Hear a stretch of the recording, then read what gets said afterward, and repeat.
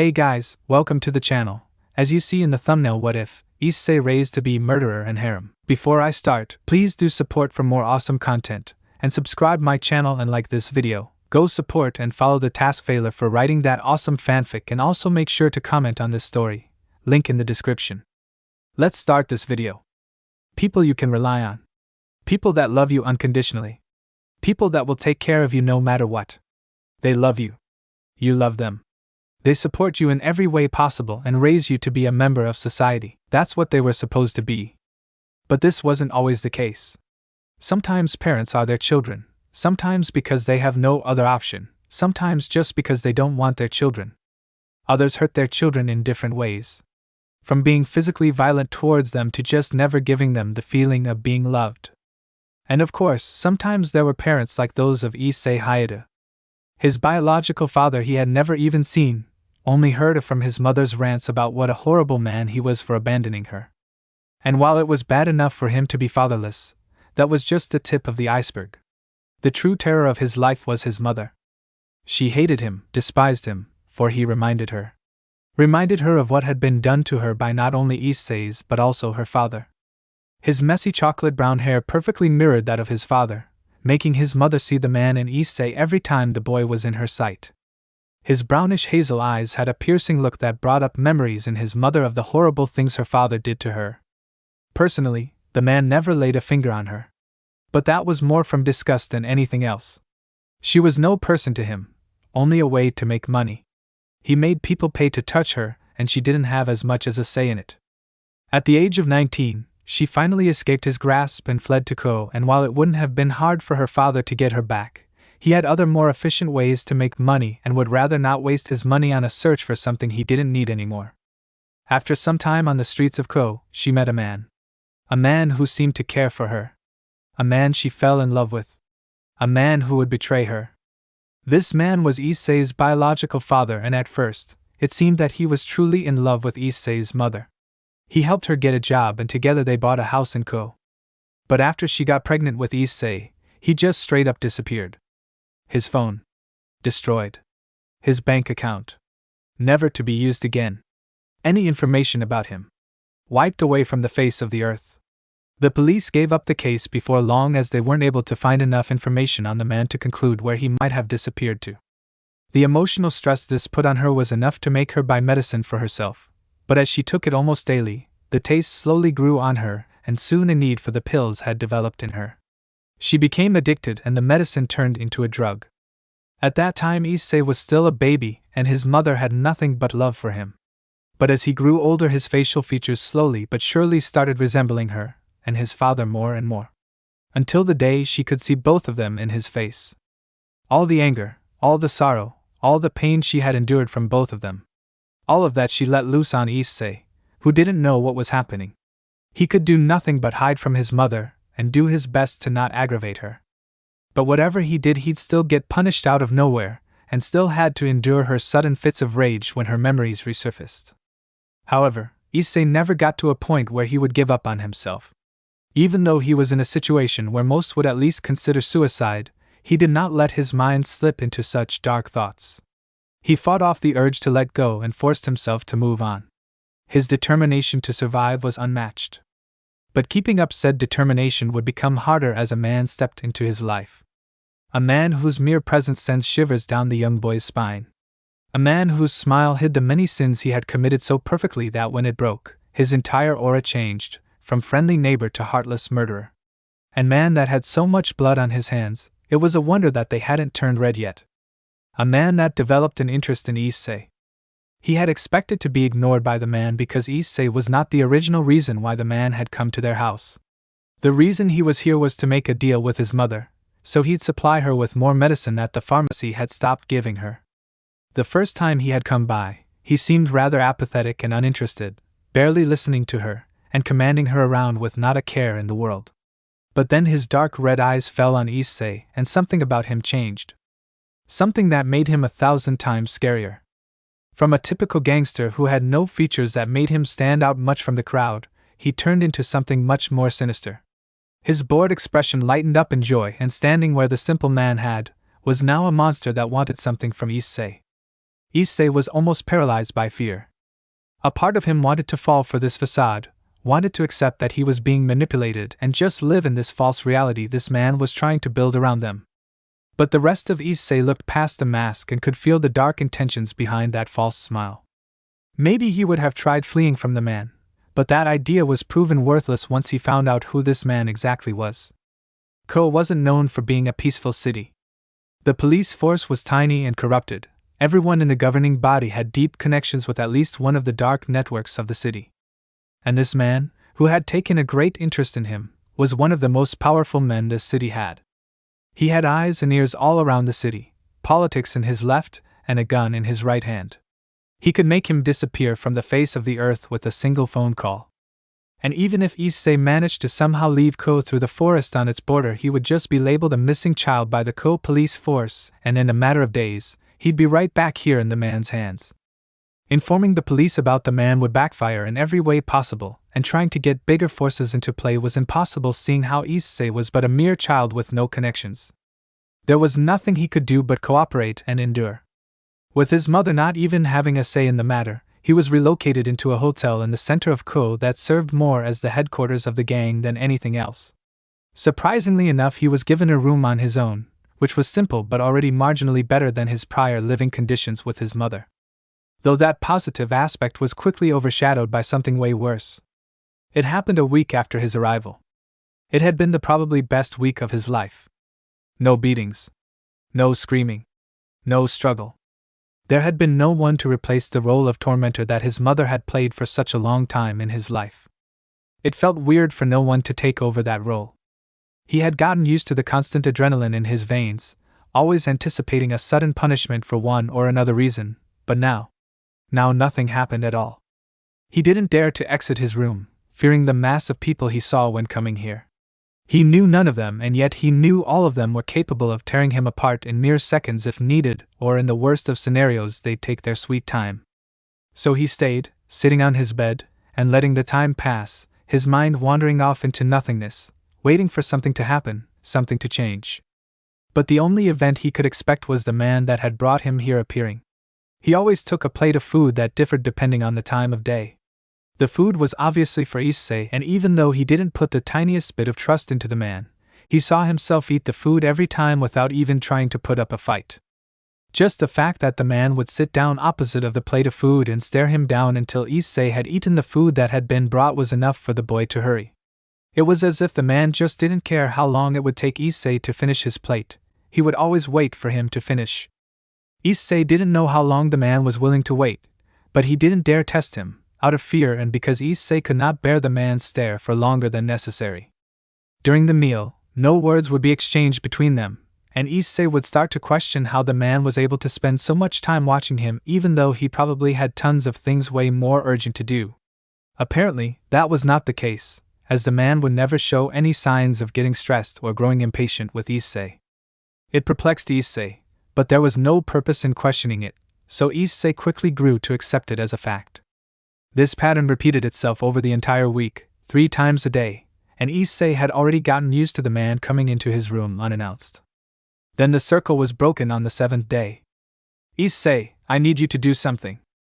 Issei froze, his mind took a bit to fully register the words, but before that his head tilted backward, causing his eyes to meet with those of the man's. Regret filled him. The red orbs demanded his focus, making the world around them almost blurry and unrecognizable. He could not draw back from the eye contact as raging insanity was awakened in his mind and fueled by the 2 poisonous red lights that were burning their image into his memory. "Please come with me." Issei almost fell out of his chair when the man turned, facing away from him. The sudden shift back to normality was just too much for his brain to handle, and he remained seated until he had fully recovered. Before, he had always avoided looking the man directly in the eyes. He had not anticipated such a haunting image, but his instincts had warned him from making eye contact. Issei wasn't sure how long he sat in that chair, before being ready to stand back up on both his feet. But even so, the man seemingly just waited for him, not caring that Issei potentially could have been on that chair for half an eternity. Once Issei got up, the man casually moved to the door, which, like everything else he did, made a shiver of fright run down Issei's spine. After he reached it, his gaze returned to Issei, the smile still ever present on his face. Issei, in fear of dissatisfying the man immediately, went after him, avoiding eye contact altogether. The door was opened and Issei saw the corridor he had been escorted through when he had arrived here. There was a massive difference from before. No one was there. The hall seemingly just stretched on and on into either direction, with not a single person other than the two of them being present. At first, the silence gave him comfort, but soon he felt the paranoia gripping him. The hallway had been crowded, full of people running around, keeping up a constant stream of conversations that formed into loud chattering that had only quieted down when he arrived in his room. But now the silence was suffocating. The only sound Issei could make out was his rising heartbeat. The feeling of dread washed over him with every step as he felt his breath getting heavier, yet he could not hear it, only his heartbeat as it got louder and louder with each thump threatening to deafen him. He looked at their surroundings, trying to find something to distract himself from his heartbeat that was slowly driving him mad, but he found himself in a completely different corridor than before. The soft carpet floor had turned into pure concrete. The clean walls that stretched out between the numbered doors were 2 rows of wooden doors, so close to one another that the concrete between them was little more than enough for a wall to have space between each of the rooms behind the doors that needed to be barely large enough for even a single person to fit so tightly next to one another. The only illumination came from some dim lights on the ceiling that were far enough apart that between them there was always a small space where almost no light reached the floor. And then he heard once more. He heard people crying, screaming, kicking, struggling. And as if on cue, he saw that some of the wooden doors were shaking. Shaking from the people behind them, pleading, demanding, wanting freedom, but they were ignored, the man still walking and Issei still following. Issei wished his heartbeat would once again deafen him and spare him from all those horrible sounds that collided with his thoughts, creating brutal images of what had happened to the people behind those doors to make them act like that. The man stopped abruptly, capturing Issei's attention and getting his mind off those dark thoughts. Issei had his sight fixed on the man's simple shoes, trying his hardest to resist looking up to the towering figure that had seized movement a moment ago. But in the end, his curiosity got the better of him and his eyes flickered upwards. The feeling of utter regret was instant. The red orbs were staring down at him, taking up his entire attention, canceling out anything else around them. His mind was on fire, the flames just growing with the pressure that acted as fuel. Every second it felt like he was about to slip and fall into the endless pit of insanity, but he fought against it, not allowing himself to lose himself. Yet, even with the chaos that was raging in his mind, he could make out a difference in the man's eyes. Expectance. The man was expecting something from him, but he could not come up with anything logical that the man could be expecting from him. Without breaking eye contact, the man opened a door beside the two. The motion wasn't even noticed by Issei. He barely even heard the loud creaking sound of the rusty hinges. Right after, Issei was released from the man's gaze and stumbled back a bit, almost falling over. This time it took him only a few seconds to come back to reality, but as he did so he noticed the open door beside them. Gazing into the darkness, he couldn't make anything out inside the room, his mind still recovering. His eyes, though, were quick to accustom to the darkness present, and soon he saw a silhouette in the darkness, the silhouette of a man on a chair. With every second, details on the man became clearer, and soon his mind was plagued by yet another image he regretted ever seeing. The man's eyes and mouth were both shut close due to pieces of cloth that were wrapped around his head. His fingers were completely pale, with no blood in them, due to cables that have been tightly strapped around each wrist. Then he saw the nails in the man's hand, which combined with the cables made it impossible for the man to move his arms away from the wooden armrests. He wore no shirt, which revealed that he had a well-defined figure that was littered with scars, cuts, and bruises, with some more recent than others. The man's legs were held onto the chair more humanly, a simple rope being the only thing holding them in place. He heard a metal click right beside himself, and his eyes slowly wandered to his left, where he was met with the sight of a gun. It was held by the man's hand, whose fingers held the barrel rather lightly, with the grip being the closest thing to Issei. "Take it!" The voice was a whisper, as soft as always, but this time the darkness behind that soft facade was way clearer than ever before. Issei didn't understand. Not the command, that had been clear enough, but why? Why would the man want him to take a gun? Why right now? Why right here? And then, he realized. Slowly his eyes wandered back to the man who was seated in the room. He was breathing heavily, recognizable by the rising and falling exposed chest. And there, right on his chest, all those cuts formed letters. Dead meat. He was supposed to murder this man. But why? Why him? Why here? Why now?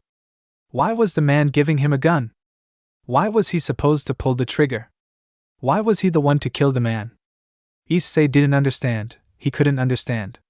It just didn't make sense to him. His brain could not find a good explanation as to why he was chosen to be the one to murder this man. A hand was placed on his shoulder. Issei froze, yet his entire body was shaking in fear. The man's hand didn't feel like just a hand. It felt so much worse. It felt like thousands of needles were stabbed into him, into his skin, into his flesh, into his mind, into his soul, into his very being, and he could do nothing about it. Take it! This time there was no facade. There was no holding back the dark poison that dripped from the words. The mask that hid it was completely removed. And his right arm moved. It was not him who made his arm slowly move to grab the gun. He did nothing, absolutely nothing. He couldn't fight back, only being able to watch as his arm didn't shake in fear, didn't waver in its movement, and didn't reply to his command to stop.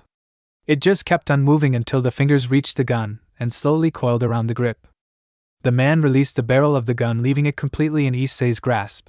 But the boy was too shocked to even think about that. He only felt the man's hand on his shoulder and his arm gripping the gun. Take aim!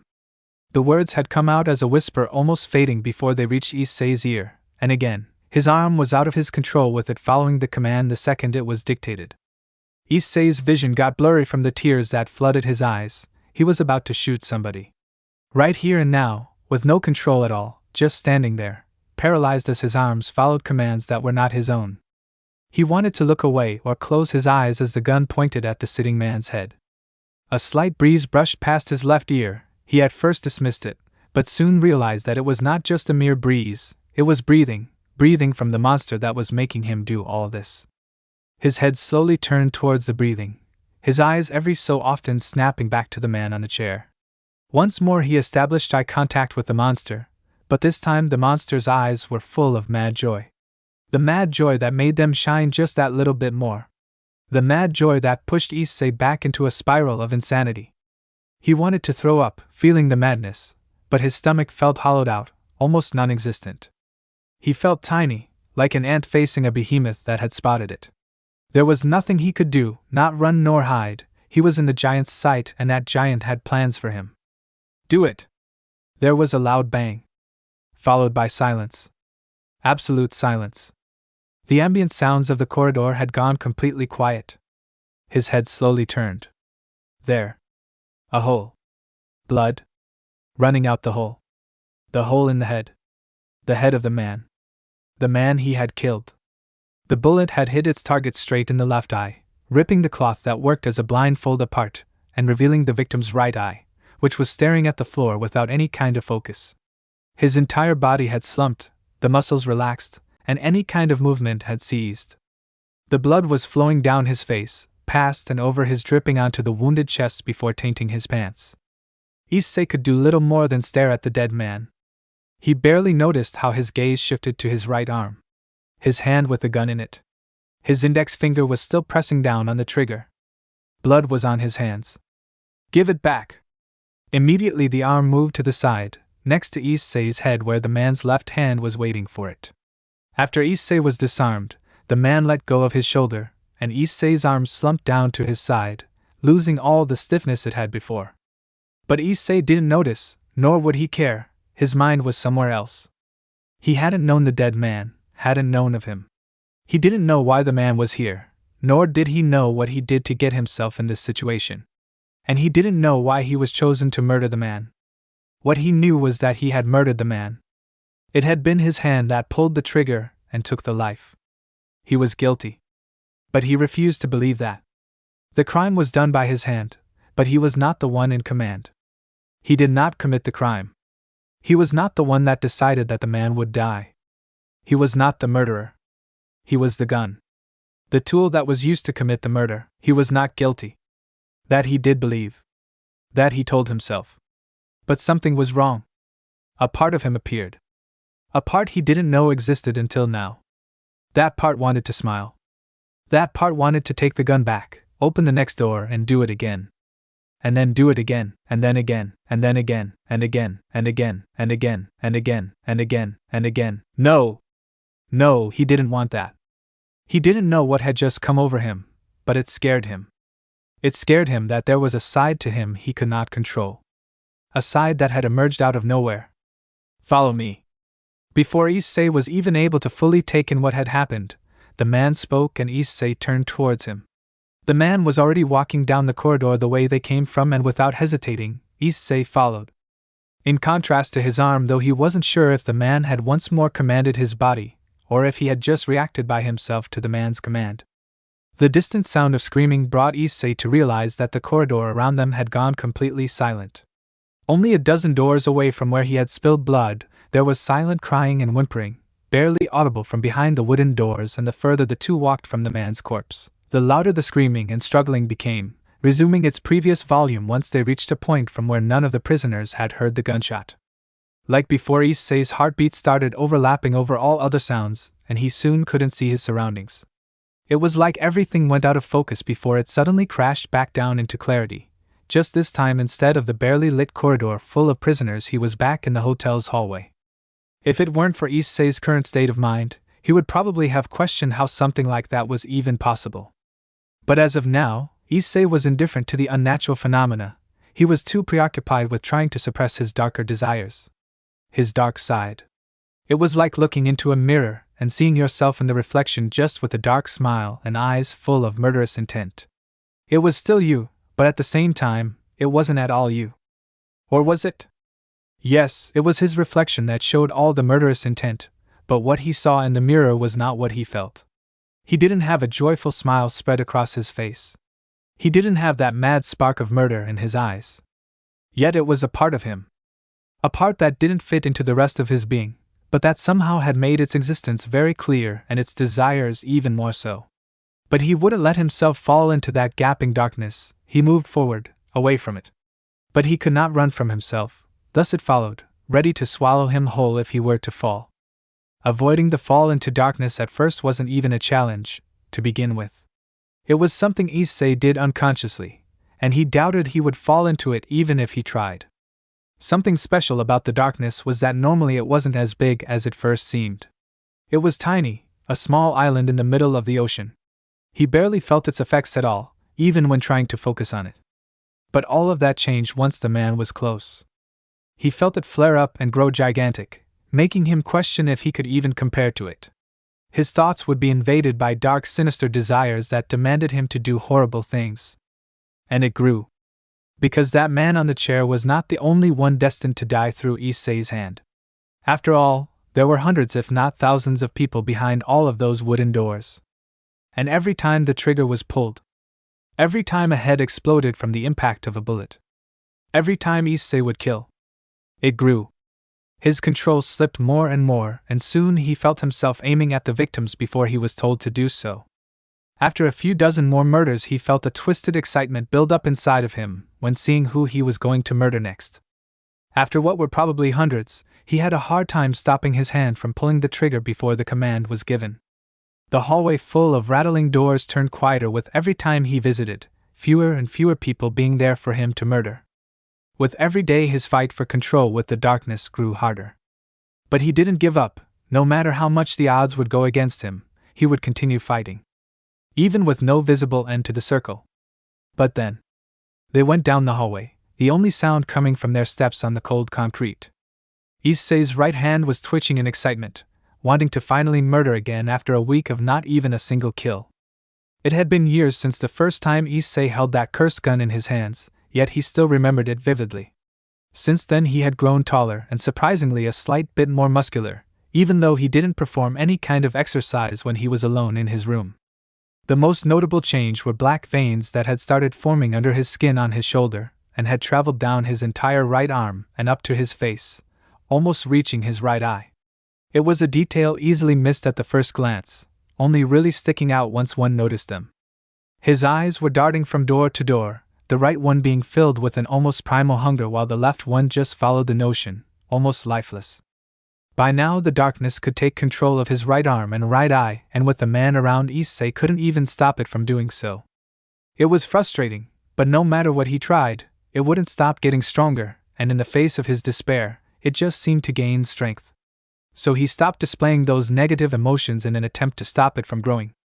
That somewhat worked, but the side effect was that he seemed like a shell of a former person, though what he was before was not much different than what he was now, due to his younger self having hardened up rather fast due to how he was treated by his mother. I have high hopes. Issei looked up at the man, still being a full head smaller than him, with a curiosity he hadn't felt in a long time. The last time he had heard the man's voice was before the darkness had performed each kill without needing any command, already knowing why Issei was here. Something else ticked Issei off, that the man had not turned his head towards Issei. Normally he would constantly keep eye contact with Issei while talking, but now he only saw the back of his head sitting atop his somewhat wide shoulders.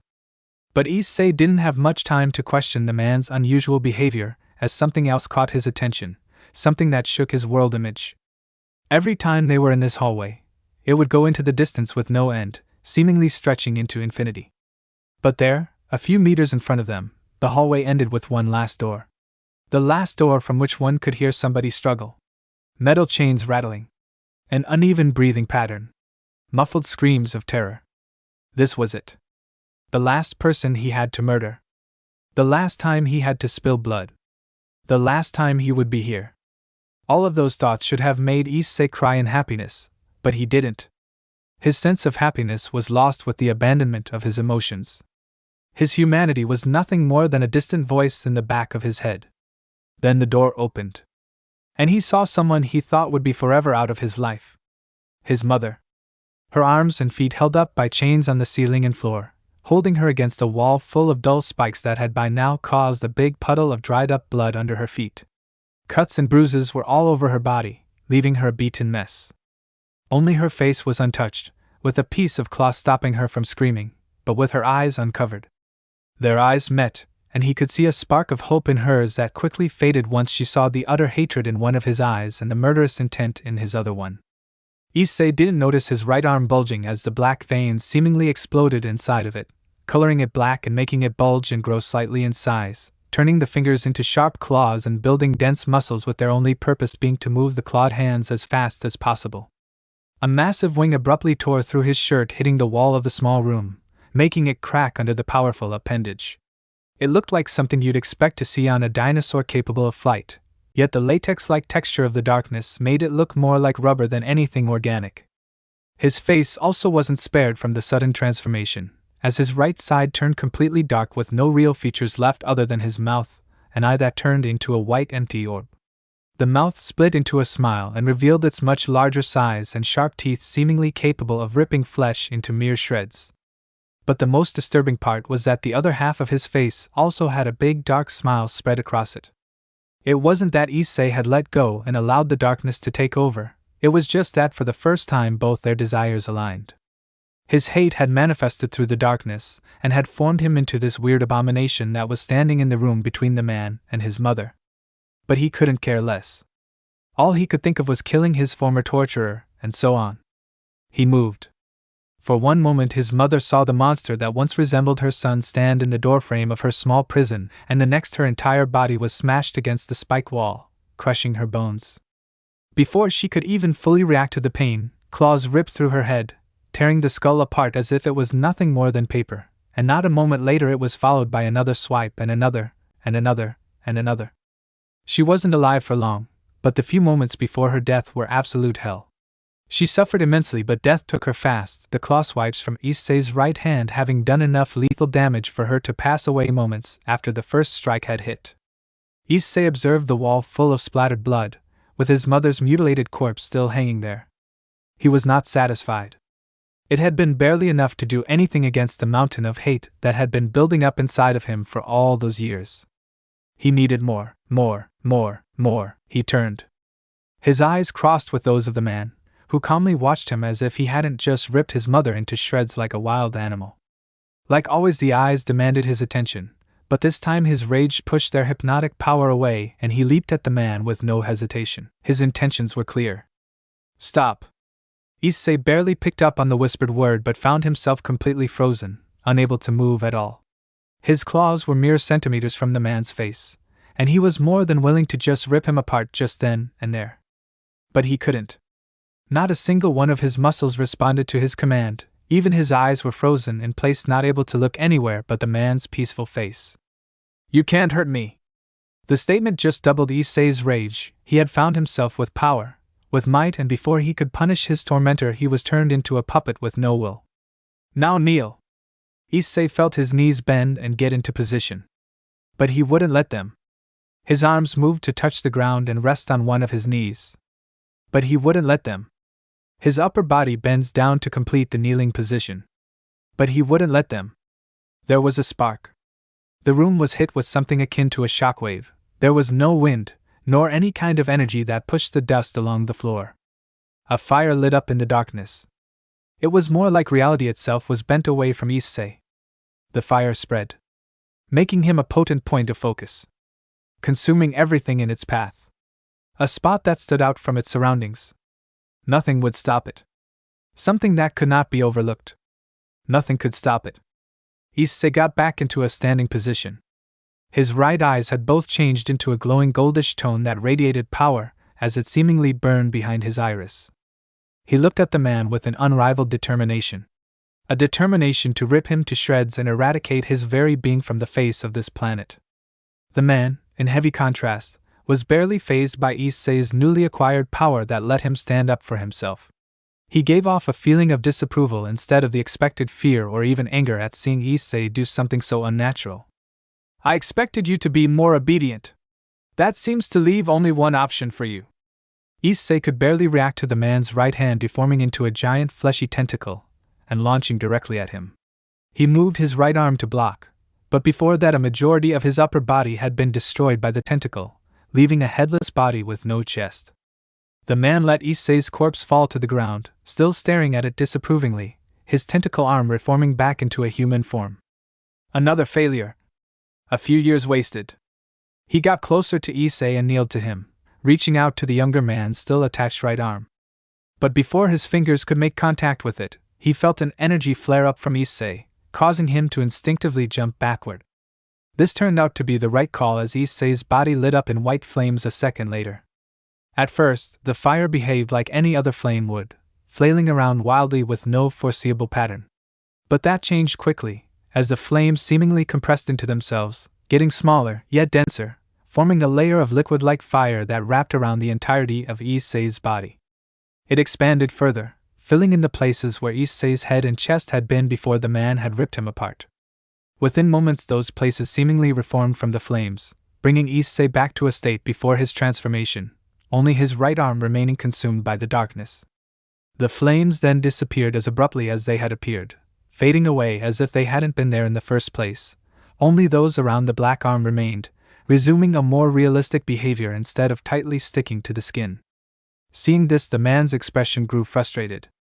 That wasn't supposed to happen. Having no other options, the man let both his arms deform into masses of flesh tentacles that promptly rushed Issei, filling out almost the entire hallway. Issei, seeing this, felt the energy within him flaring up with his determination and dashed right at the mass of tentacles, his right arm outstretched towards them. The moment the flames made contact with the tentacles, they were turned into nothing more than ash. The man, feeling his flesh being destroyed, promptly used one of his tentacles that had already moved past Issei to reach back and pull him out of the mass of tentacles. Issei was flung against a wall, but he shrugged it off with little care for any injuries the attack might have brought him. His burning rage stopped him from formulating any kind of strategy against the man, and so he was more than ready once more to launch himself at him. But the man wouldn't give him the time to do so, launching another barrage of tentacles, which caused Issei to move his right arm in front of himself in a very amateurish defensive stance. Thankfully it was enough to defend himself as the flames flared up, making a small wall of fire that was extremely efficient at keeping the tentacles at bay. Slowly he began pushing the wall of tentacles back. But as Issei started feeling confident, a single stray tentacle shot along the ceiling past him, intended to use as a way to attack his unguarded back. Seeing this, Issei immediately turned to protect himself, which, ironically, left his back wide open for all the other tentacles, and before he could realize his mistake, he was thrown through one of the doors in the hallway. Normally this would be rather advantageous for him, since the rooms were so small that the tentacles had almost no way to get past his burning arm, giving him enough time to formulate somewhat of a plan. But behind the door, there was no simple room. Instead of landing in a small room with maybe chains on the wall or a chair in the middle of it, he found himself in a ginormous completely white area, so big in fact that he could not see an end to it in any direction, due to a thin fog obscuring his sight after a certain distance. The weirdest aspect by far was the door he had been thrown through. While the door had been destroyed and lay in pieces in front of the frame itself stood in the middle of the room, not attached to anything. Yet the man came through the door as if from another room. "I guess there's no point in holding back anymore." Issei didn't know what those words meant, only for the man's body to rippled, changing in every aspect. His legs split each in half, before being encased by a few tentacles each, making them stronger than his normal human feet by a long shot. His arms once more formed into thousands of tentacles that were twitching around wildly. The man's face split open like a flower, each of the leaves being filled with tiny sharp teeth. Issei took a few steps back. He had expected to be something other than human, but he hadn't anticipated such a massive visual change. Before he could ponder more about the monster's looks, the tentacles of the beast shot out to the sides, turning in an arc directly towards him. He was being attacked from both sides. In an attempt to dodge them, he jumped backward, which worked for the initial attack, but once the tentacles smashed into each other, they were assimilated by one another, which caused more tentacles to directly emerge from them. He wasn't fast enough to dodge them, so he chose to block them. The first one he punched with his right arm, and like all other tentacles it crumbled upon contact with the white flames, but as Issei was still focused on the one he had just disintegrated, he suffered a devastating punch to the gut. The impact caused Issei to taste some blood in his mouth, and before he could recover, the barrage of blows continued. Something emerged from the flames. The sudden burst of power made the tentacles recoil in both instinct and caution. It stood, watching its flames conquer the darkness that had once held it. The flames on Issei's arm grew bigger, wilder, stronger. The creature revealed its wings. A mad spark was visible in his eyes as he pulled his arm back, and it took off. And punched. The flames flew from his fist, assaulting the tentacles like missiles, barreling through them straight towards the monster's main body. The beast reacted appropriately, not letting itself get hit by the burning missiles, but it still suffered from the immense pain that came from its flesh being burned into ash. Retracting his tentacles, he looked over to Issei. Issei stood looking at the piles of ash between the two of them, a pleased smile on his face, and raging flames around his right arm. Pulling back the tentacles, the monster let them form a giant ball of mass before throwing it towards Issei, obscuring his vision of the main body. Issei responded as expected, reeling his arm, and punched once more, causing a massive wave of flames to engulf the ball of flesh and quickly take care of it. But once it had crumbled to ashes, Issei took note of the monster's absence, which immediately put him on high guard, but before he could do anything to ensure his safety, felt a hand settle on his head. Pain. He could not scream, frozen in place. He only felt the pain pulsing from his head, streaming through his entire body. It felt like a hand was clawing at his soul, attempting to pull it apart or remove something. But he wouldn't let it. His rage and determination fused once more and thawed off the clawed hand. Meanwhile, the hand on Issei's head twitched as if directly reacting to what was happening inside of Issei. As Issei fought off the hand, it started fleeing, but Issei followed.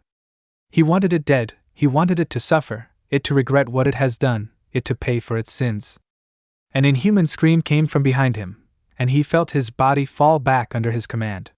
With a quick jump, he moved away from his enemy. Turning, he saw the monster shake in place, releasing the shrilling screams. It stayed like that for a few moments before its fingers ripped open and revealed a glowing white flame that was eating it from the inside out. In a panic, the beast detached its burning arm, only for more holes of fire to appear all over its body. The flames had already spread. Flailing around wildly, it attempted to somehow extinguish the deadly flames, but no matter what it did, the flames remained, eating its flesh, turning its bones into ash, destroying its skin. Meanwhile, Issei was watching in silence. He quickly realized that the battle had been decided and noticed that his right arm felt different again. Looking down, he saw that the arm had returned to a human form, the veins having completely vanished. In his peripheral vision, he caught a glimpse of something rapidly approaching. Almost instinctively, his senses stretched out towards that general direction, colliding with something that he felt a connection to. And the next moment, the flaming tentacle had stopped in place. Issei looked up and saw the still burning mass of flesh that was seemingly struggling against his mental hold on it. But as it crumbled down, he loosened his hold, seeing that the threat was reduced to a pile of dust. Looking further, to where the tentacle had originated from, he was faced with the smoldering corpse of the monster, the man that had tormented him for so long. Now he was nothing more than an inhuman skeleton that was actively being eaten by the fire that had appeared on Issei's arm. He tugged on the connection that he had used to stop the tentacle, and in an instant, all the flames in the area flew towards him. He followed them with his eyes as they flew towards his right arm and seemingly sunk into it, disappearing within it. Something in Issei told him that he should be happy, basically overflowing with joy, but he wasn't. He had just killed his tormentor, the man that had forced him to murder in an attempt to make him lose his humanity, yet he still felt like chains were still attached to him. And at least some of those chains were there because Issei knew that the man had succeeded. His humanity was just a voice in the back of his head that was barely audible to him. At first, Issei had despised murder, crying himself to sleep for days after his first few victims, but with the constant repetition of the event and the growing need to hold his darkness back from taking over, his emotions and morality were pushed into the background, leaving behind what was now standing in this empty room, with the corpse of the man, a being whose only connection to the old Issei was the drive to move on, the burning determination to keep going and never let go. Then the false reality around Issei started crumbling. Josh had a rather simple, but very weird job.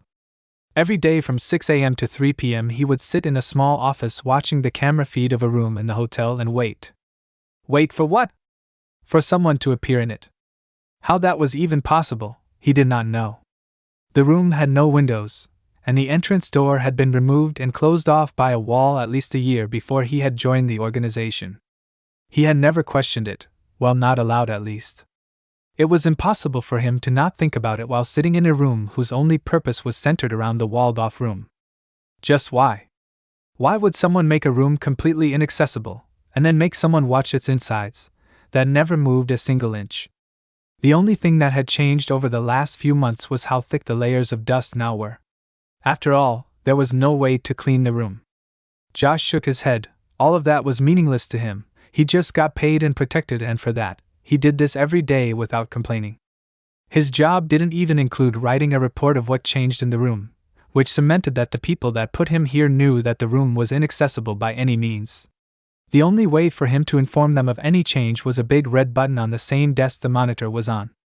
When he was offered the job, the details of its simplicity were never mentioned, and at first, he thought it was a bad joke that some of his enemies had arranged so that he'd bore himself to death.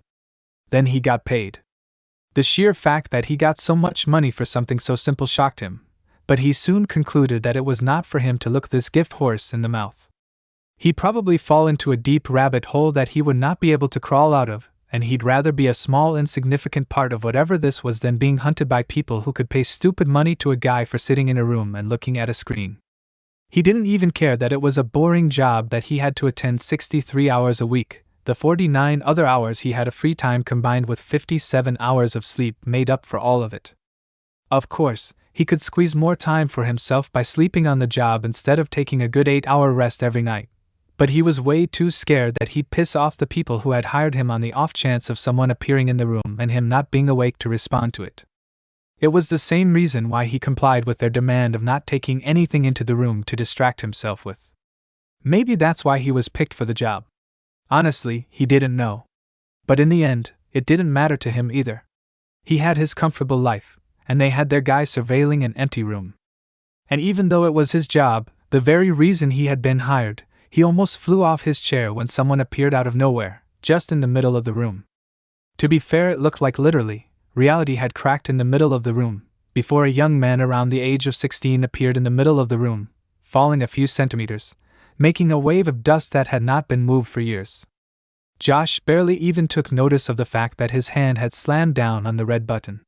His mind was trying to decipher what he had just seen. It made no sense. It was beyond logic. But before his mind could fall into theorizing territory, the door to his tiny room was slammed open. The sharp sound made him take notice of the flaring alarms that were going off in the hallway, previously muffled by the heavy door. He turned and saw one of the men that had hired him with a gun in his hand. The barrel in his direction. The nozzle flashed. Then his life flashed in front of his eyes. It made sense. His job was to press the button. No more, no less. He had no purpose beyond that. Josh was never reported missing. His friends knew better than to annoy the men who took him. Issei found himself in utter darkness. For a single moment he thought that he had somehow perished, but that thought was banished from his mind when his senses informed him about his surroundings. It smelt like something old that had not been cleaned in years. The air was full of dust, as was the floor. He quickly determined that he was not blinded in any way, but somewhere with no light. His ears picked up the faint sound of footsteps, but before he could focus more on it, he started to cough due to the thick dust in the air, making it hard for him to properly breathe. Before he could fully recover from the small coughing fit, he perceived a loud drilling noise in front of him, followed by the sound of something akin to a grenade launcher. But Issei didn't know what a grenade launcher sounded like, thus he didn't expect the explosion that followed right after. The grenade ignited only a few meters in front of Issei, blowing him back through the dark room, making him collide with a chair and a table. His ribs had been shattered into tiny pieces that were lunged into his collapsed lungs. His skull looked like a giant had sucker punched him. No one would recognize his body in this state.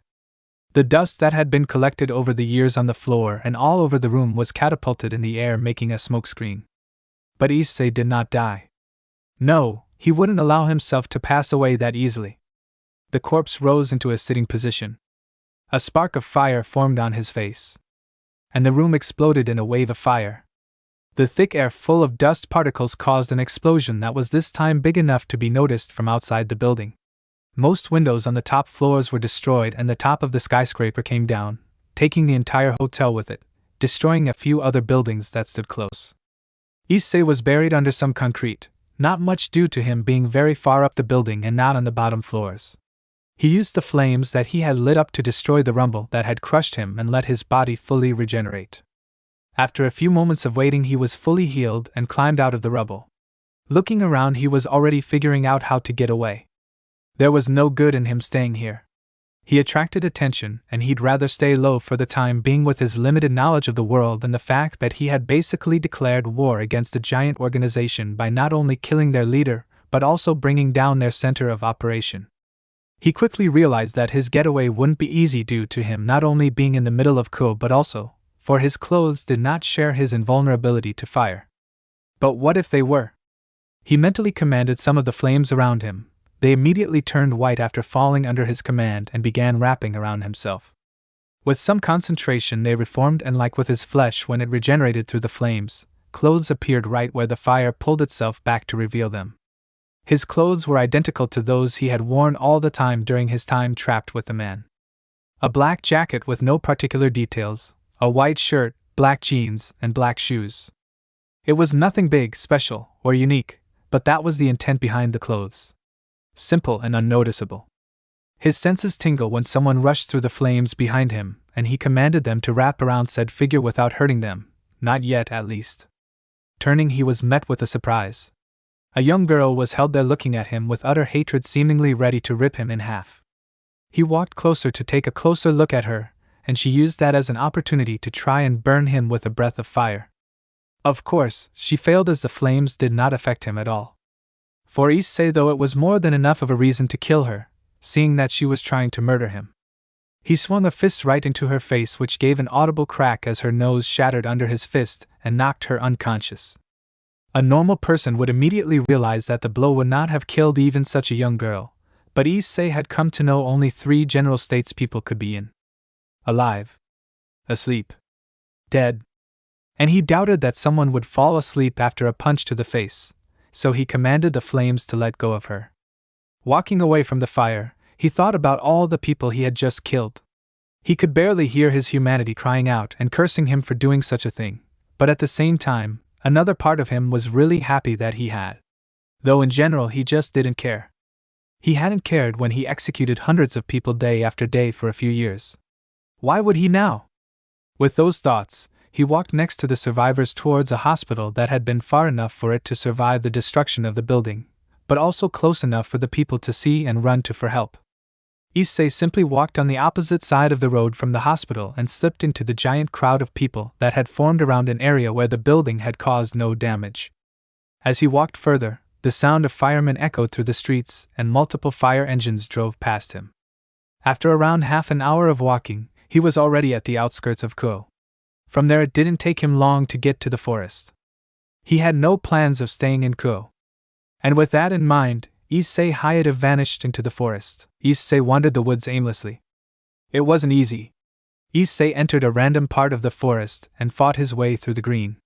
He was convinced that if he were to follow a preset path, it'd be much easier to find him, and he wanted to avoid that at all costs. That came with the annoying disadvantage of needing to fight his way through the thick green of the forest, having to push himself through patches of bushes, getting stuck on random vines, climbing hills, and only rarely was he able to traverse a simple patch of grass with no annoyance in the way.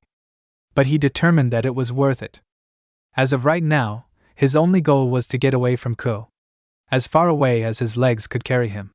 And even though he had been walking for quite a while now, he knew that if he were to stop to rest now, he'd be caught within the next few minutes.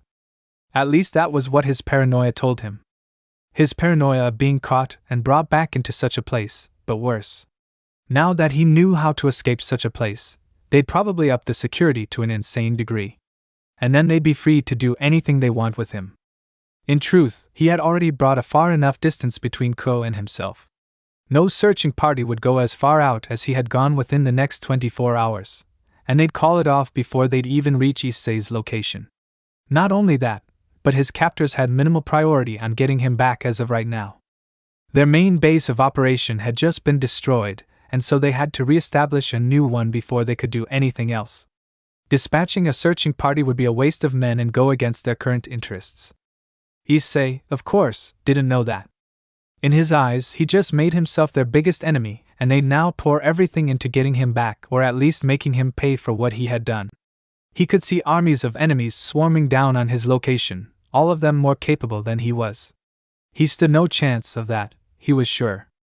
So he had to get away until he found a way to either get their focus off of him, or somehow defeat them. He didn't consider the fact that he had just crashed one of their most valuable locations which they had considered secure, and that they were now struggling to re-establish their presence inside of Kuo as their entirety started crumbling with the fatal blow he had delivered. After all, it wasn't just the building that was lost. Tons and tons of valuable information had been terminated with the destruction of the hardware it was kept on or the papers on which it was written. Some of it had been saved, but not all could be rescued from the collapsing building. But of course, Issei didn't know that either. The most ironic thing about his situation was that he was being followed, just not by who he expected to be following him. As Issei pulled himself through yet another group of bushes, he realized that his body was reaching a point of exhaustion from which he could not push himself further, and decided that resting for a bit would be in his interest. While looking for a spot where he would be somewhat protected from curious eyes, he allowed himself to think a bit about what he had found out about himself today. He wasn't human. If he were a human, the battle with the man would have ended differently, he wouldn't have made it this far, and he wouldn't have survived the explosion or the collapse of the building. But if he wasn't human, then what was he? He didn't know. One thing he was sure of was that he had been human before, but that had changed. He just didn't know how or why. But even so, there was a tiny piece of humanity still in the back of his mind clinging on, refusing to let go no matter what. It carried his signature determination, even if it had barely any impact on his actions. He didn't fight it, didn't try to push it away, but still, something inside of him was actively trying to snuff out that last little flame of connection he had to his past. And while that small war was happening on the edges of his mindscape, he was ignoring it, letting it wage on without the slightest care in the world. There was a man in the shadows, following his target silently, and without letting them wander out of his sight. While his face was hidden in the shadows of his hat, there was no doubt that a big smile had taken over his expression. The aura he was giving off was one of darkness, one of bad intent, one of sin. Rias Gremery was sitting at her desk. Her gaze was flying over the documents that had been delivered to her from Aquino. While she liked to claim that she and Sona were the definite rulers of Kuo, she had to admit that it was a burden she would not be able to handle all by herself, while simultaneously living the life of a normal student. Her brother had offered his cooperation, but she pushed him away at a moment's notice, claiming she had everything under control. She didn't. Sooner or later someone took notice of her struggles and came to make a deal with her. The man's demands had been very simple and easily accomplishable. Her name on the city. While he stayed in the background governing the entire city, without giving her anything to worry about, she claimed the city in, not only her but also Sona's name. At first, she didn't see what benefits he would gain from such an action, but after some time she realized how barely any supernatural being dared come near the city. Her and Sona's names had the weight of two Satans behind them, with one of them being strong enough to compete with the most powerful beings from the supernatural. The names had such weight that not even yokai, who technically had a right to walk in and out of Ko with no trouble, considered even getting near the city. They knew that Yasaka wouldn't start a war with the devils if one of them was murdered by the god-level Satan. It seemed cruel and uncaring, but it was clear that the yokai had barely any fighting chance against the devils, giving them a very good reason to avoid any kind of conflict with them. Though this protection didn't seem to last. A skyscraper blown to pieces, killing hundreds if not thousands, and wrecking a large chunk of the city was something nobody had seen coming. But when it happened, she almost immediately received messages about it being through supernatural causes. She had no clue how that had been figured out, seeing how seemingly only a few people survived the destruction, leaving barely anyone to report back to her in such a short window of time. Her answer came in the form of a list. It was a list that informed her how a big number of people who had been claimed dead had survived the strike due to their supernatural nature, and used it as an opportunity to disappear into the supernatural without causing anyone to question their absence. It was shocking for her how many people had taken the opportunity, leaving behind their old life like it had no meaning to them. How could someone do that? Another document that caught her attention warned her about a certain individual. Exclamation point. This document has a level 5 access level exclamation point. Exclamation point. Read at own risk, exclamation point. Project name PLBD, redacted. Project subject number, 27. Project purpose, redacted. Project description. The subject was taken in at the age of, redacted, on the, redacted. Taken to, redacted, and injected with, redacted. Under the surveillance of, redacted, held in, redacted. The subject is to be fed 3 times a day by, redacted, and under no condition is the subject allowed to, redacted. After random periods of time the subject is to be brought to, redacted, to come in contact with, redacted, to, redacted. This will result in, redacted. If performed wrong this might result in the subject, redacted, or redacted. If successful in, redacted, the subject is to be exposed to, redacted, afterward the subject will be used to perform, redacted.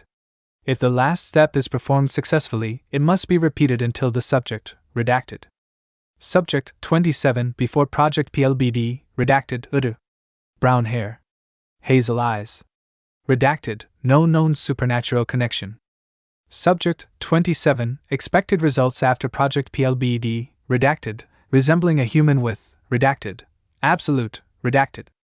Subject 27 before absolute disaster, during Project PLBD, redacted. Subject 27 currently during absolute disaster, after Project PLBD. Approximately humanoid. Brown hair. Hazel eyes. 185 centimeters in height. Knowledge of the existence of the supernatural, but no connection to it. Rias looked multiple times at the document, reading every line between the black boxes formed by all the text that had been redacted. She had no idea what this Project PLBD, or Subject 27, were trying to squeeze as much information as possible from what she had gotten. But that wasn't the only thing that stood out to her.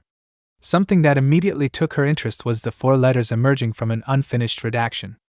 Udu. She didn't know what they meant, nor if they were purposefully left uncensored for her to see. But even so, there was nothing she gained from them. Finally, her gaze shifted to the underlined paragraph, which was also the only one with no censorship at all.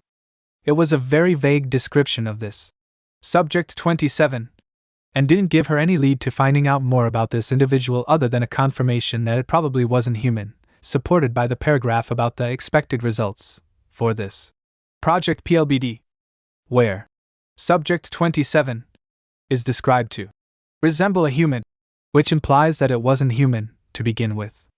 But even so, she barely got enough information to gain a significant mental image of Subject 27, Sighing, she decided that she needed to go through the rest of the documents first. She'd only waste time running in circles around one of many weird documents that had been sent to her.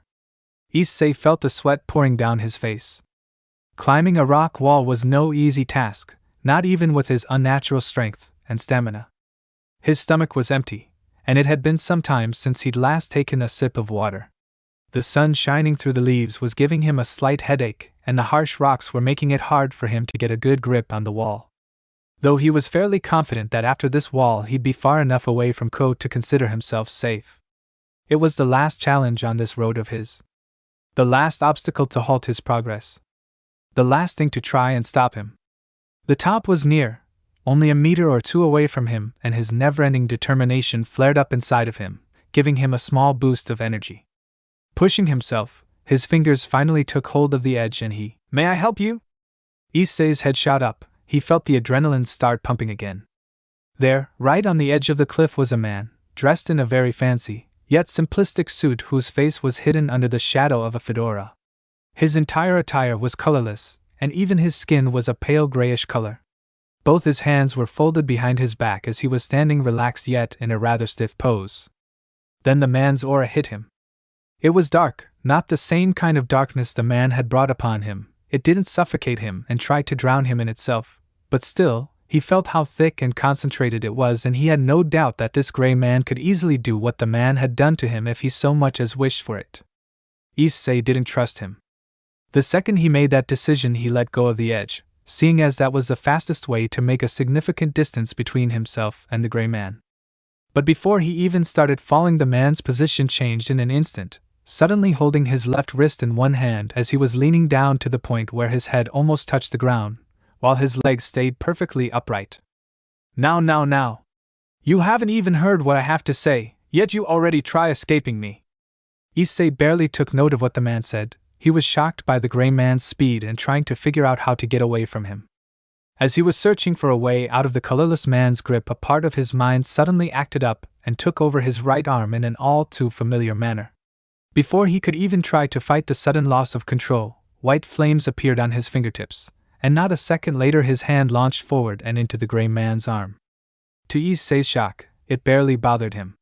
As his burning fingers sunk into the gray flesh, there was barely any reaction other than a slight tilt of the gray man's head. "Either you overestimate yourself or misjudge my strength. Anyhow, please do stop that, I dash." Not allowing the man to finish his sentence, Issei put more pressure into his grip, the flames slowly eating through him and making their way up to his shoulder. "I see, words won't convince you that easily." The gray man put his left hand on his right shoulder. "Then let's try something else." Using his free hand like a knife, he cut off his right arm before the flames could reach his shoulder, leaving Issei confused as he started falling down the wall. His mind started racing. He knew that the fall was something he could easily survive. The bigger problem was the gray man's insane speed combined with his rather slow regeneration. Seeing how the gray man had cut off his arm with not a care in the world implied that he either had some sort of regeneration that made the loss of a limb insignificant, or that he was willing to give up a limb for whatever goal he was pursuing. Issei noticed way too late that the arm had not let go of his wrist even though it wasn't attached anymore, and the fingers should have lost grip already. But they hadn't. Still burning up from the inside due to Issei's flames, the arm suddenly pulled itself forward and coiled around Issei's throat, momentarily cutting off his oxygen supply and forcing his entire attention onto itself. Instinctively, Issei took hold of the arm and tried pulling it off. At the same time, he felt his senses extend like before, and feeling the flames inside the arm, he forced them to flare up and consume the gray flesh faster. His efforts resulted in him pulling the arm far enough from his throat to continue breathing, but not enough to pry the arm off completely. Before he could think of a way to turn the situation around in his favor, he impacted the ground. His back took most of the hit, causing his spine to shatter in multiple places but not break. His skull wasn't spared either, being broken open by a simple rock that was now drilled into the back of his head. Issei felt his grip on life loosening, but the greedy hands of death weren't even close to reaching him. Focusing, he felt his regeneration kick in and a by now familiar warmth spread across his entire backside. But before he regained control of his body, he felt himself falling once again, as if the ground had just disappeared from under him. His blurry vision didn't allow him to catch on with what was truly happening around him, and soon, He felt like chains were being dragged around him, as his body froze in place, remaining unmovable even after he regained control over it. Soon his eyes regenerated to a point where his vision returned, and he immediately put them to use. Surprisingly, it wasn't the forest in which he found himself again. It was a dark room whose only illumination came from a lamp far above Issei's head, making it hard for him to make out anything outside the light, in the darkness. Looking around, he realized that his eyes weren't frozen like the rest of his body, and in his peripheral vision he saw that chains were coming from his left and right that were glowing a goldish yellow. Yet even so, they weren't giving off any light, keeping anything in the darkness around them concealed. They seemingly disappeared into the ground not too far from his side. He wasn't fully sure, but he believed the chains to be the reason for his almost total immobility. Otherwise, there wouldn't be a purpose for them, at least he believed so. After a few more seconds of waiting, the white flames that were still healing him vanished again, having restored his body to a healthy condition. But even so, he was unable to move at all. The scene reminded him of what he had done to all those people in the hallway. They had been restrained, unable to move properly, forced to await their demise through him, often suffering through immense pain while doing so. Some of them probably even still have a spark of hope in their dire situation, only for them to be the next on the line for him to execute. They had been in the same situation he found himself in now, and like him now, they hadn't known what would come next. What came next was a bright flash of light, forcing Issei to close his eyes to the best of his avail. That was unfortunately limited to him rolling his eyes back into his skull as far as he could because his eyelids were as stiff as the rest of his body in contrast to his eyes. Not a moment later there was a shattering sound, like chains breaking, and a moment later he was free from the stiffness, causing him to almost fall over in his seat. An overwhelming urge to vomit overcame him as suddenly he felt how his organs started moving from a standstill he hadn't noticed they had been in. While attempting to suppress the urge to vomit, something else suddenly appeared within him. It wasn't something new to him, but he wasn't prepared for the energy within him to suddenly rush back to him, unleashing on his unprepared body. The assault of pain stopped him from holding in the puke, and he started vomiting. It felt like something inside of him just imploded, which in turn caused it to explode outwards with insane power. He felt parts of his skin start burning, with other parts physically expanding violently, tearing his skin, ripping his muscles, breaking his bone, and setting his mind ablaze. But the assault on his body didn't last long, something inside of him seemingly clicking into place and pulling back everything that had escaped. At the same time, he felt himself pushing back the pain again to a point where it was nothing more than a slight annoyance. Finally, having the full control of his body back, his senses came back to him, and the first thing he felt was the vomit under his fingers as he found himself on all fours with puke still dripping from his mouth. But before he could do as much as stand up, he felt his blood freeze in his veins, with his heart also stopping to beat.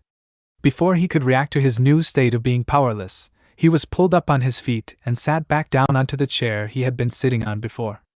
This time even his eyes were out of his control, and they were forced to look in front of him, where 6 individuals stood, looking at him. Each of them is unique and with a different expression. The one on the very left was a younger man looking to be in his early 20s, with a constant color palette of purple and yellow being present in his fancy clothes. The most notable features of his clothing were the monocle, cylinder, and cane, which combined with his rather calm but slightly interested expression gave off the feeling that he knew something crucial that Issei didn't.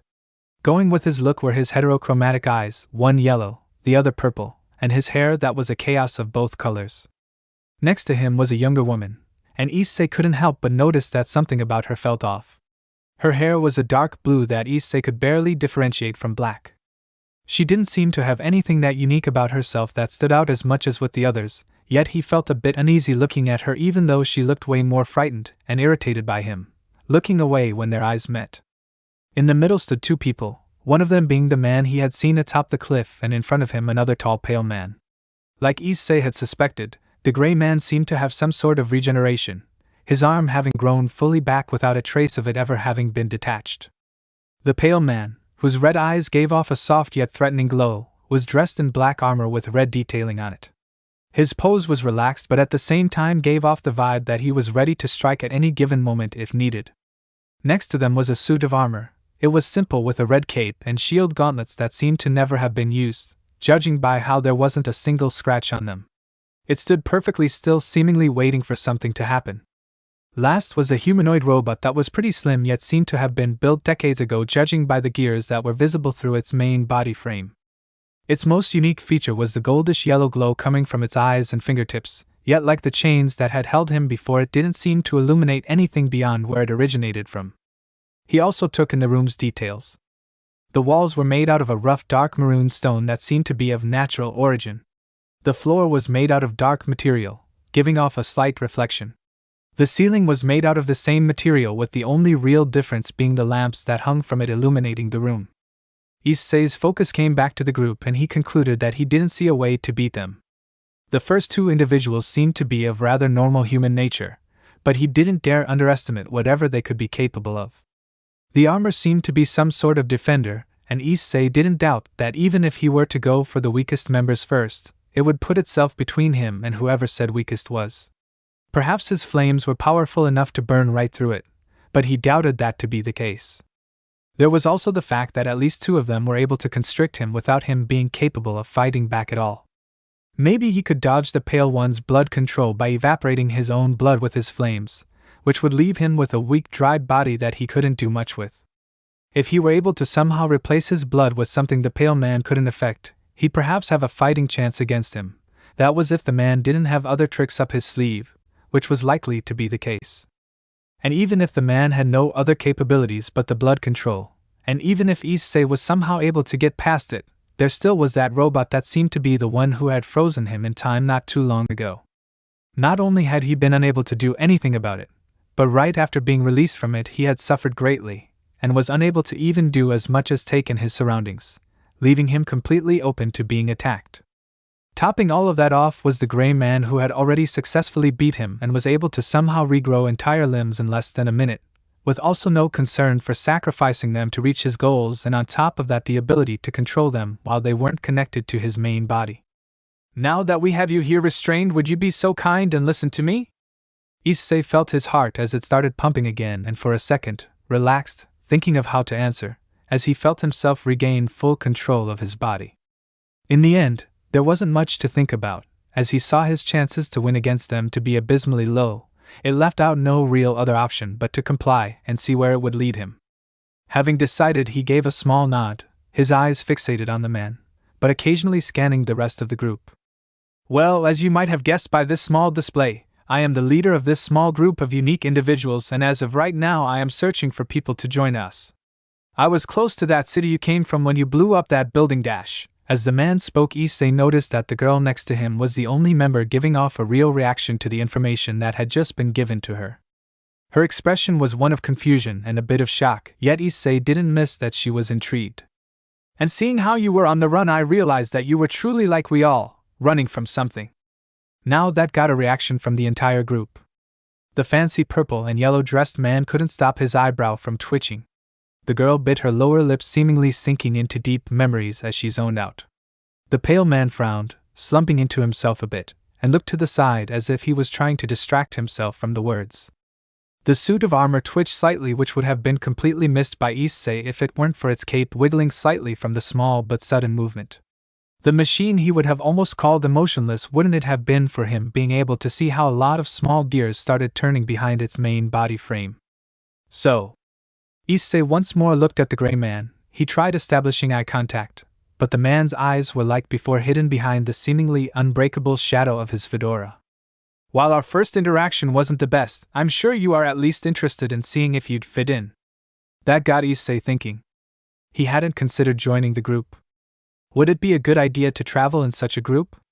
It was obvious that they were stronger than him, but he didn't know if that meant joining them was a good idea.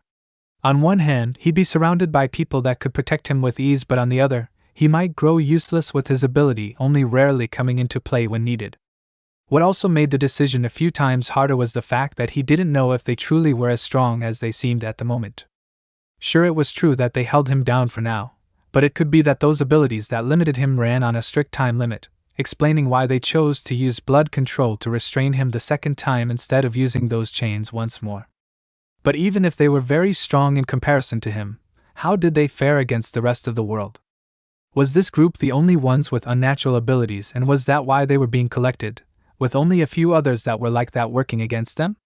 Or was the supernatural grand and vast with every second person he saw having at least some basic knowledge of it? Are these the top elite, the upper limit? Or was he losing to a bunch of bottom feeders that had millions upon millions of predators?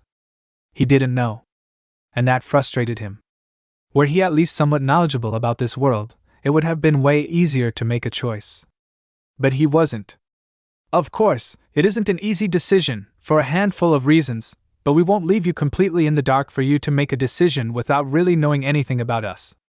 Hearing that, Issei perked up to the man. He was eager to get at least some information, even if it might be false. The most valuable piece of information comes first, and that is the very core of how the supernatural works. You see, magic doesn't just happen without any reason, it originates from the soul of every being, or at least the equivalent of the soul. The soul is where you truly come from. If your soul were to jump into another body, then that body would inherit your consciousness, but not just that. Most abilities are directly bound to a being's soul or even part of it. So that the new body of yours would also be able to do exactly what you are capable of doing right now. There are of course some exceptions, like curses, for example, are mostly bound in a more physical manner, thus a body swap would rid you of one such curse. The gray man paused in his speech, letting Issei take in all the new information. A right call, as Issei was already struggling with it. The gray man had failed to consider that Issei didn't know what a soul was. Of course, the average person has at least heard of the concept, but Issei was everything but the average person. Ko wasn't the most religious town, with the Hindu traditions being far in the past and the only Christian church having been abandoned for a few decades now. What he understood from the conversation was that the soul was a part of him, and like the most important one at that. It sounded like something equivalent to the heart, but after rethinking it he decided that it was more likely to be another word for the brain.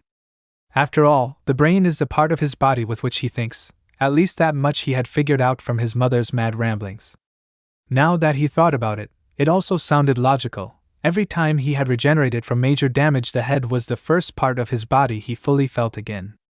Perhaps if his main body were to be detached from his head, he'd regenerate his entire body from his head down, instead of his main body regrowing a new head.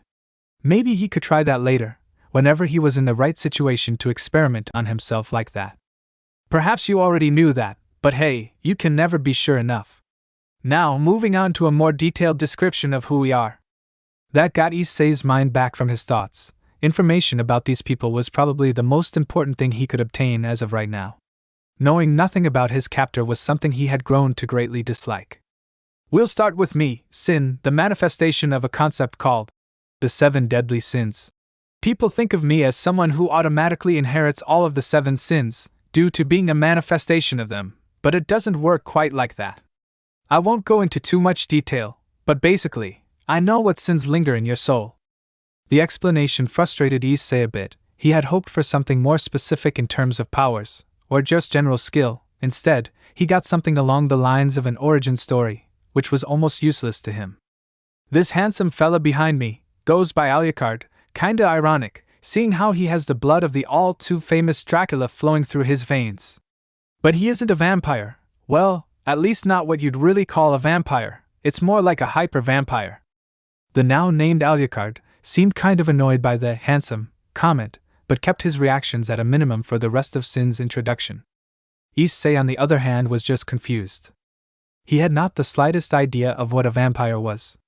Issei had also never heard the names, Dracula, or Alucard, being utterly confused by the mention of them, but Sin didn't seem to take note of his confusion and moved on to the next member. This knight in shining armor is no knight in shining armor, it's just the armor, Behemoth. He has no further body past this unbreakable shell. Also, don't punch him, your hands will hate you for that. While Issei doubted that he wouldn't be able to regenerate from punching Behemoth, he still kept Sin's comment in mind. It gave off the impression that Behemoth was on the defensive side of things, being able to take a punch from someone rather powerful. What he also noticed was the silent feeling of dread the armor was giving off. Something in him told him that he should be frightened, but while he refused to let the traces of that inner fear show themselves, he still took into consideration that Behemoth might be way more dangerous than what he looked to be. Then there is Clockwork. She's the reason we can face opponents far above our power level. While he wasn't explicitly told why, he was pretty sure the chains that held him in place were the reason why Clockwork was so powerful. Being able to hold someone in place like that could make it possible to eliminate anyone. Combined with all the nausea and whatever that was that hit him right after, as long as there was no timer on creating new chains or how long one could remain, there would likely be nothing that could stop Clockwork from holding her opponent in place indefinitely. We can't forget about Kuruma. The boy always knows what he's doing, and he can somewhat predict what you're going to do. It isn't the most consistent thing, but it can come in really handy. Issei felt like he got the least information for Kuruma. The guy didn't have any distinct body features that set him apart from a normal human. Of course, there were his eyes and hair, but that wasn't enough to give Issei an idea of what the young man was capable of. The smallest of hints he got came from the fact that he was supposed to somehow predict what Issei was about to do, but future sight sounded a bit too ridiculous for Issei.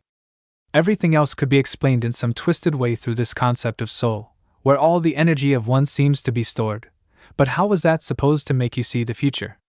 Nonetheless, he wasn't ready to fully discard the idea yet. After all, he just got introduced to this weird new world, so he had to just go along with whatever was happening until getting a clearer picture. Last but not least, there's Eli, our newest addition to the team. She's a wild card and always has something up her sleeve. He took what he said about Kuruma. Eli was truly the one he had not the slightest of ideas about.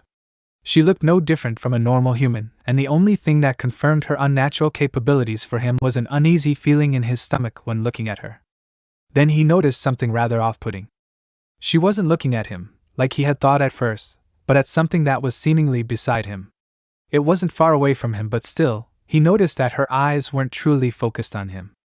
What made it even weirder was that her gaze was never fixated on a certain point, but dashing around him, going from his right to his left, even sometimes directly on him, yet he felt that he wasn't the thing she was putting her focus on.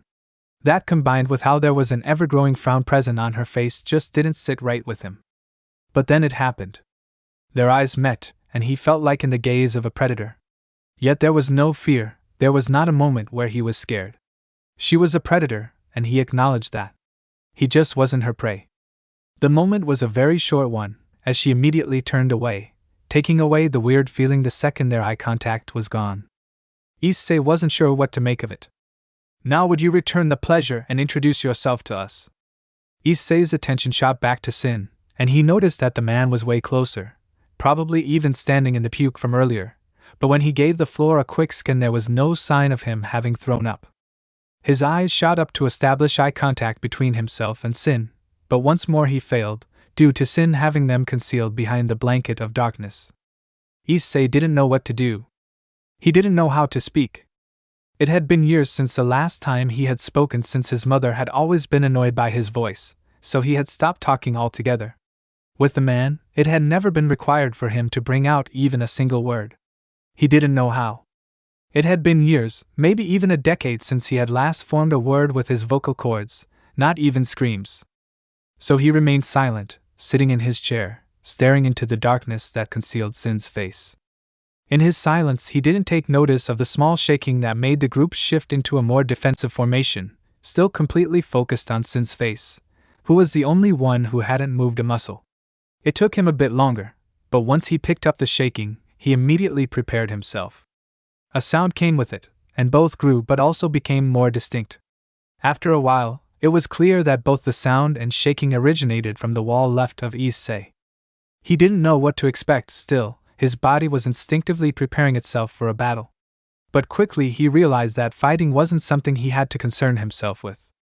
It was more probable that whoever was making their way here was after Sin and his group and not himself, so he could probably get out of the crossfire by either disassociating himself with the group or fleeing while they all were distracted.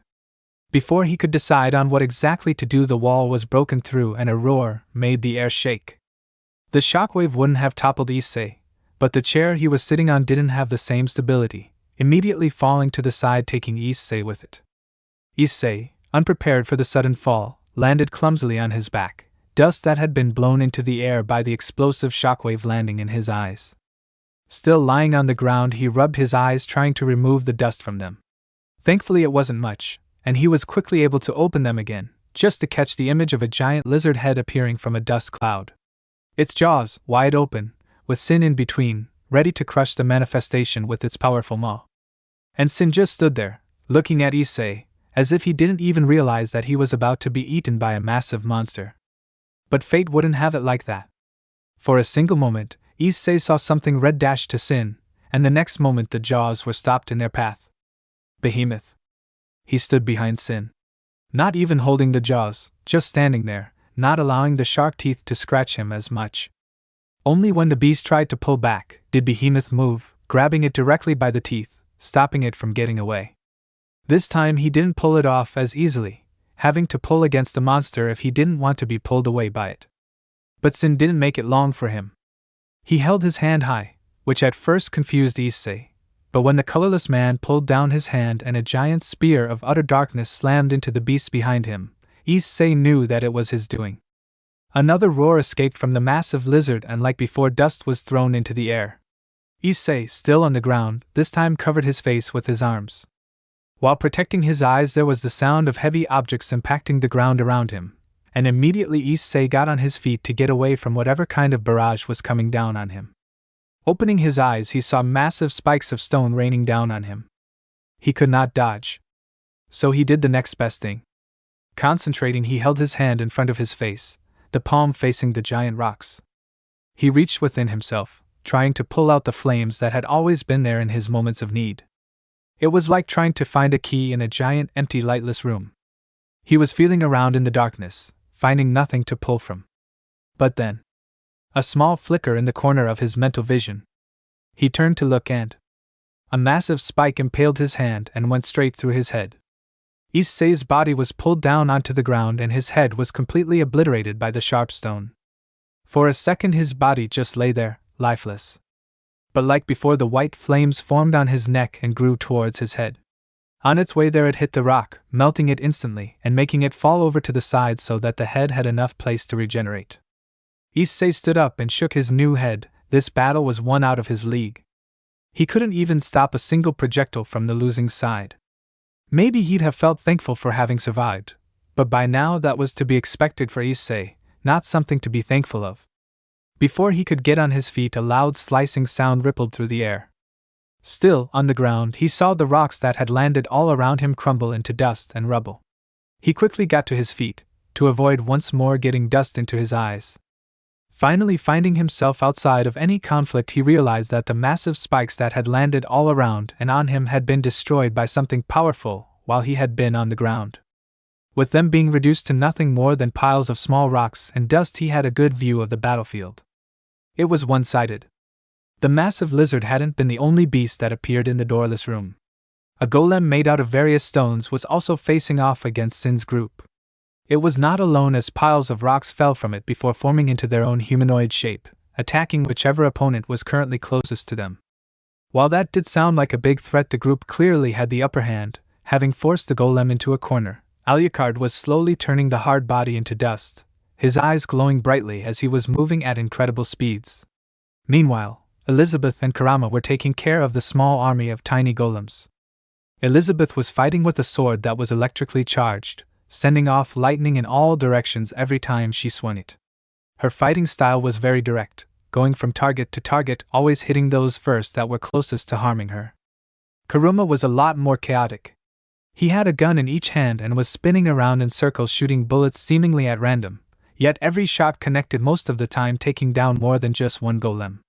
The rushing golems could not reach him, being shot down before they were within reach. On the other side of the room, Behemoth and Sin were still engaged in combat with the giant beast. And while they were still in full control of the fight, it was also clear that the massive lizard had barely taken any damage either. The attacks both Behemoth and Sin were launching, barely scratching the hard-plated monster. But between those battles, there was a hole in the wall from which the two titans had emerged. A way out. Issei didn't hesitate.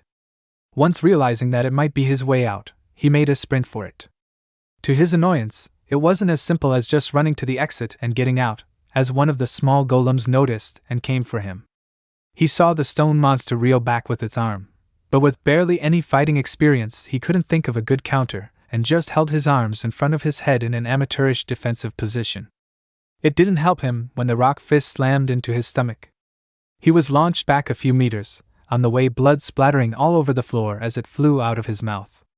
Thankfully he landed on his feet instead of his back, But he didn't hold himself up, dropping down onto a kneeling position. He saw from the corner of his vision how the golem was once again sprinting at him, ready to break some more bones of his. But Issei wouldn't have it. He had finally escaped his prison only to be captured again, and now he couldn't even get past the simple enemy his captors were mowing down with ease.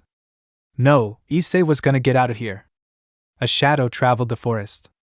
He wouldn't allow himself to get caught again. It was on the hunt for its prey. Standing back up, he reached back into himself. And everything that would stand in its way. The instant he felt the slightest of connections, he reached for it. Was its prey. And pulled. The golem was already reeling back its arm for another punch, but this time Issei felt something akin to instincts move him. He used his kneeling position to catapult himself forward with a powerful jump. In the same movement, his arm launched forward, and his fist collided with the golem's. He felt his knuckles crack and a ripple went through his entire arm. But Issei discarded the pain, for a smile to come upon his features. The golem's arm had cracks all over it, the fist even being destroyed and turned into rubble. It had taken at least as much damage as he had. But he had the advantage. He didn't fear injury. With that thought in mind, Issei easily ducked under a left swing from the golem, using his left arm to swing at the stone monster's stomach. This time his hand barely suffered any damage, but the golem split in half. Its top half plummeted down onto its bottom half and lay still as the golem's movement ceased. Having secured his victory, Issei's focus once more jumped to the hole in the wall. But before he ran for the door, he noticed something. He still felt the pain in his stomach and hands. Looking down at them, he also realized that both his arms had turned black like his right arm had before when the man had fought him. But this time his regeneration hadn't kicked in to heal him. Issei couldn't allow that. Regeneration had become something vital to him. It was what had let him survive until now. If he wouldn't be able to heal himself, he'd already be dead multiple times. He felt a spark. Feeling inside himself, he reached for it. And pulled. The darkness disappeared from his arms, seemingly sinking into his flesh and making them look more human again. Instead, white flames appeared on both his hands and stomach, healing him like they had already done many times before. With the confirmation that his regeneration was still intact, he resumed sprinting towards the exit, the battle between the intruders and the groups slowly being decided as the golem only stood on a single leg with his arms crumbling by the second and the giant lizard showing cracks on its scales.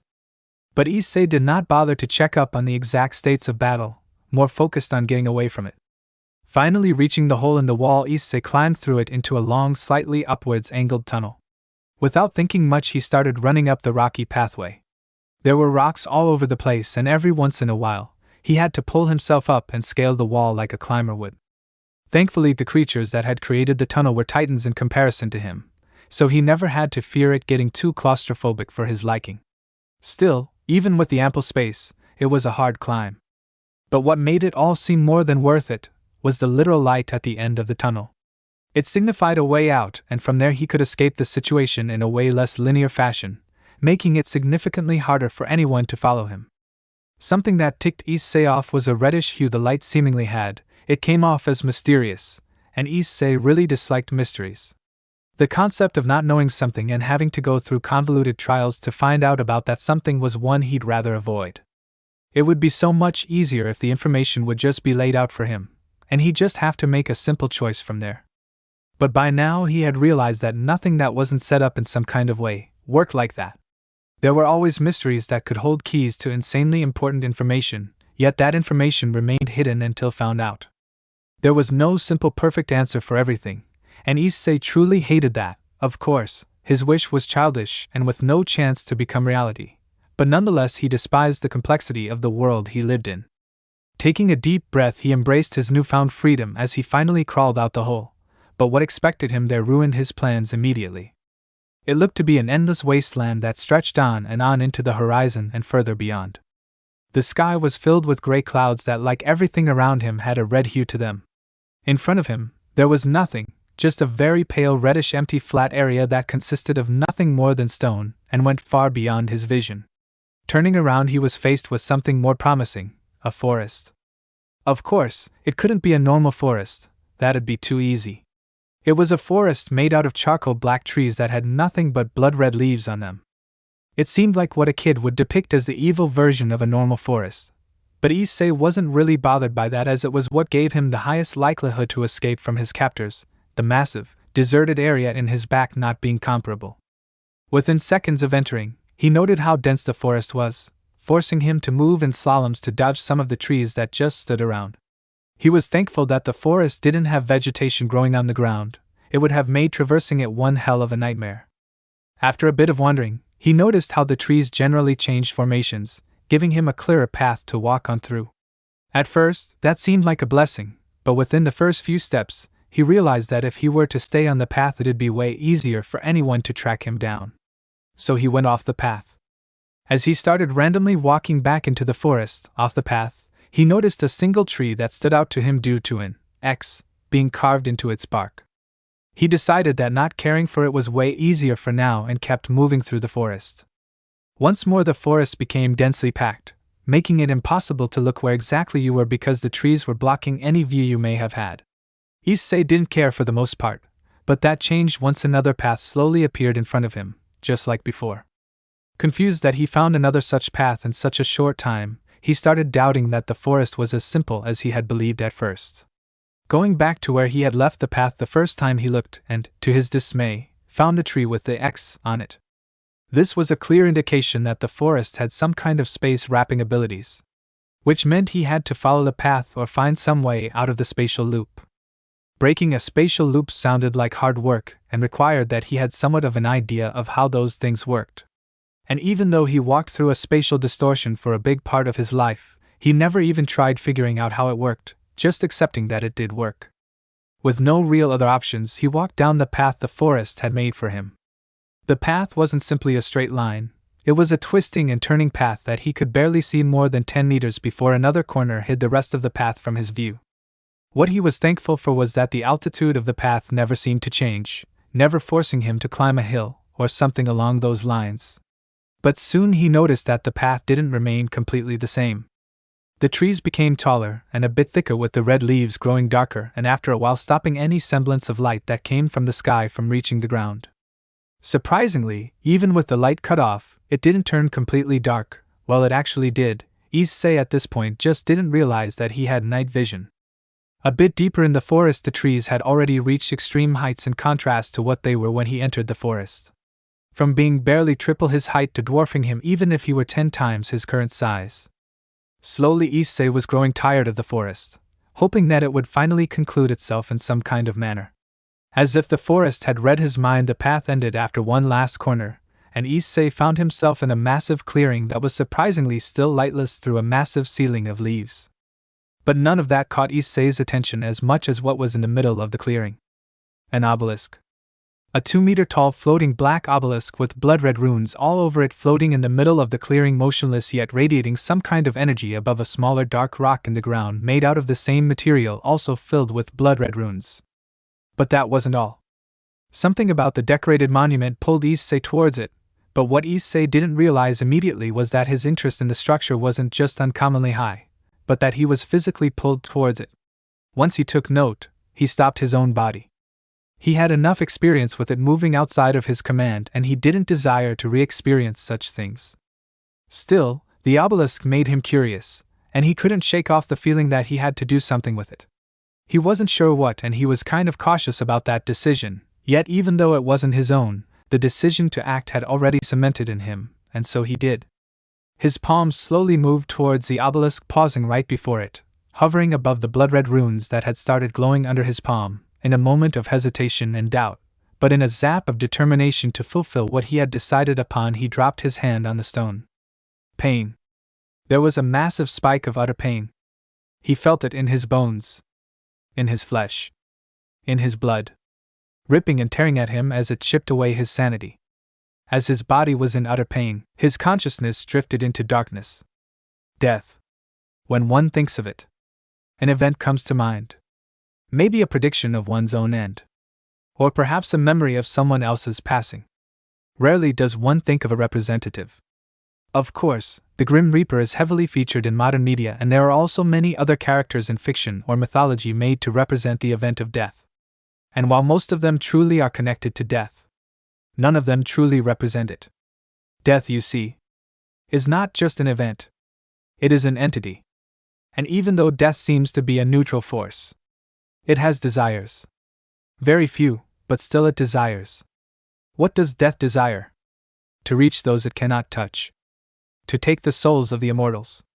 To reap the bodies of those that cannot die. But because it knows that those goals are as of now unobtainable, whenever it sees an opportunity, it strikes. And so death did. The body of a woman. Her soul tainted in darkness. Death gave her a new purpose. And sent her. To bring death. An immortal. Damien spit out blood. It had accumulated in his mouth after being thrown against the brick, and right now he needed all the air his lungs could fetch him. Is that all? He barely mustered the power to look up at the man, no kid, that had thrown the punch. A boy, no older than 9 years, stood at the entrance of the alleyway, his fists burning in blue flames, lighting up his childish face with the big blue eyes and the ginger hair. Come on, I've been waiting so long for this moment, and now, after finally, all the stars have aligned, you are just going to die. I can't let that happen. Damien pulled himself up. The kid was right. This was no time to die. Beaten up by a child, fuck, was that a stupid way to go. And Damien wanted his death to be grand if ever. Of course, immortality was no option, but at least let him die at the age of 75 with a wife and a long life behind him. Oh, you're still standing. That's a positive. Damien looked at the kid. His brown eyes were barely visible through the long brown hair. Look, kid. That got the child's attention. I don't know what you want, or why you are attacking me, but if you think I'll just fucking take it, dash. Damien stood before the small crater in the wall, rage and determination fueling him. You're dead wrong. He dashed toward the kid with every intention to kick him in the face. But to his dismay, he instead received another fist to the stomach, launching him back into the wall. Well, you do have the determination, but if you have nothing to fuel it with, that's pretty useless. Something to fuel it with, huh? What were those fire fists of the kid anyway? Magic? If magic is real, that means he must have some too. Damien focused. He didn't know how, he didn't know what, but he knew that he had to summon some kind of magic out of somewhere, and use it against the kid. So he pulled. Oh, we're getting somewhere. Oh, are we now? Thanks for watching this video. If you really enjoy this video, like, subscribe, and comment down below, and turn on that bell notification. Don't forget to support and follow the TaskFailer for writing that awesome fanfic, and also make sure to comment on this story, link in the description. See you in the next video. Goodbye.